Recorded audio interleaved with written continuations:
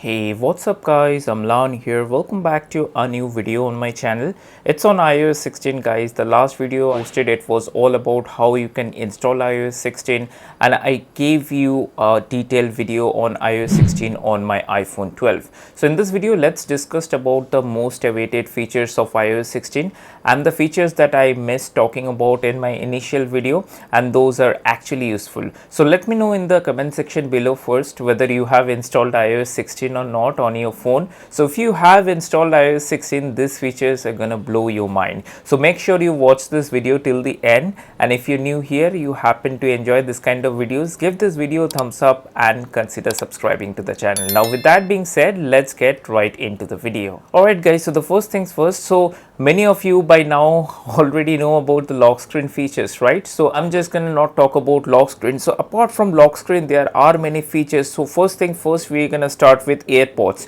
So if you have been using an AirPods or AirPods Pro, as you can see, that's my AirPods Pro and it's already connected to my iPhone. So now you get to see a new menu or new section for your AirPods. So once you open up the settings, as you can see, once your AirPods is connected, it says my AirPods Pro dedicated section. So if I click there, you would be able to kind of see what's the charging of your case, what's the charging of your AirPods, each of your AirPods, and what's the name and which mode it is right now, whether it is on noise cancellation, transparency, or whether it is set to which mode. And then you can separately choose the noise control of left and right wings, and then you can something do such known as set a personalized spatial audio. So this is new with iOS 16. If you want, you can set that up. So personalized spatial audio will actually use the camera to detect your ear shape and detect the AirPods Pro, how it gets fitted into your ear, and it will give you a better personalized spatial audio. So if you want, you can set that up. So that's new something, but there are many things new. Let's talk about photos.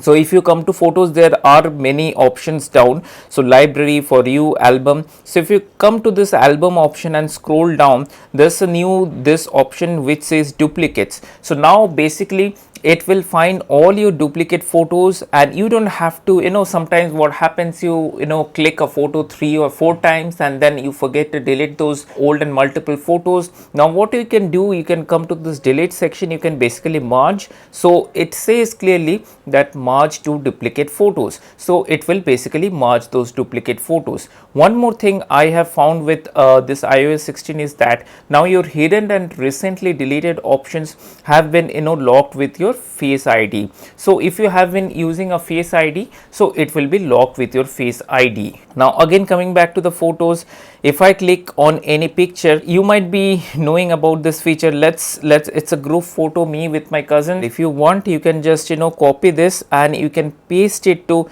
any notepad if you like. Let's suppose if I am posting it here. So as you can see, if you want, you can copy that picture. It will just remove the background and detect the object, and you would be able to kind of post it anywhere. So that's a new cool feature and I like it a lot. Now talking about one more thing is this new weather application.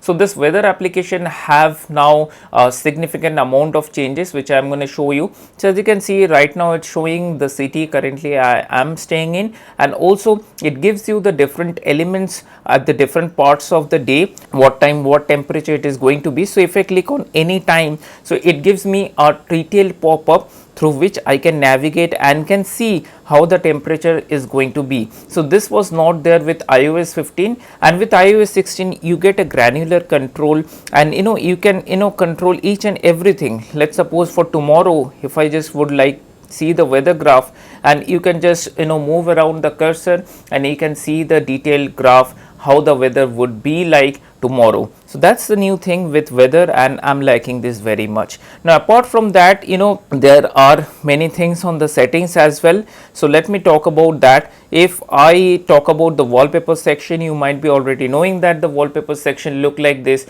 So there's nothing new to talk about. This wallpaper section is huge, and you can do a lot of customization with this wallpaper section. Apart from that, if you come to this Wi-Fi option, now right now what you can do, you can go to the Wi-Fi settings. As you can see right now, I'm connected to my home Wi-Fi. If you click this I button, you can actually see the password.